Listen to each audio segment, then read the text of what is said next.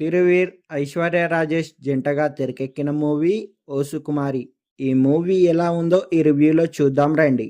ఈ మూవీ యొక్క విషయానికి వస్తే, డైరెక్టర్ విలేజ్ బ్యాక్డ్రాప్లో హీరోయిన్ని ముట్టుకుంటే షాక్ కొడుతుందనే ఒక కొత్త కాన్సెప్ట్తో మన ముందుకు వచ్చాడు.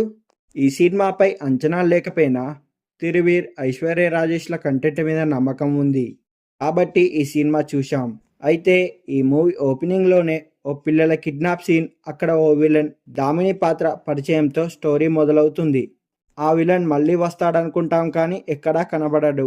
యాదగిరి ఫ్యామిలీ పరిచయం కాస్త కన్ఫ్యూజన్తో సాగుతుంది. అక్కడ కామెడీ ట్రై చేశారు కానీ వర్కౌట్ అవ్వలేదు. దామిని క్యారెక్టర్ సంబంధించిన సీన్స్ నవ్విస్తాయి. యాదగిరి దామినిని చూసిన దగ్గర నుంచి అసలు స్టోరీ మొదలవుతుంది. వాళ్ళ పెళ్ళై శోభనం దాకా ఆ ఊరి వాళ్ళు షాక్ ఎఫెక్ట్ గురించి దాచిపెట్టడానికి చేసే ప్రయత్నాలు బాగానే నవ్విస్తాయి మనల్ని. ఫ్రీ ఇంటర్వెల్ ఫుల్గా నవ్వుకుంటాము. ఇంటర్వెల్కి శోభనం రోజు యాదగిరికి బలంగా షాక్ కొట్టడంతో సెకండ్ హాఫ్లో నెక్స్ట్ ఏం జరుగుతుందని ఆసక్తి నెలకొంటుంది. ఇక సెకండ్ హాఫ్లో భార్య భర్త ప్రేమ, ఫ్యామిలీ ఎమోషన్స్, సర్పంచ్ ఎన్నికల గురించి సాగదీస్తూ కొంత బోరింగ్తో నడిపించారు డైరెక్టర్. సెకండ్ హాఫ్ కాస్త ఎమోషనల్ ఎక్కువై సాగదీశారనిపిస్తుంది.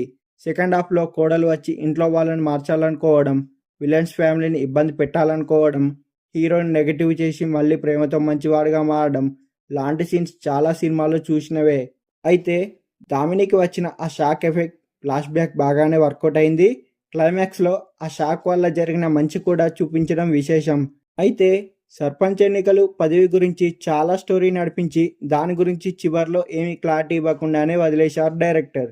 అయితే చివర్లో ఓ నవ్వించే సీన్తో పార్ట్ 2 కూడా అధికారికంగా ప్రకటించారు డైరెక్టర్. మొత్తంగా ఓ సుకుమారి మూవీ గురించి చెప్పాలంటే, ఓ అమ్మాయిని ముట్టుకుంటే షాక్ కొడుతుందనే సమస్య ఉంటే, దాంతో ఊరి ప్రజలు, భర్త ఎలాంటి ఇబ్బందులు ఎదుర్కొన్నారనే స్టోరీ లైన్తో కామెడీ ఎమోషనల్గా తెరకెక్కించారు ఈ మూవీని. ఫ్యామిలీతో కూడా ఈ మూవీ చూడవచ్చు.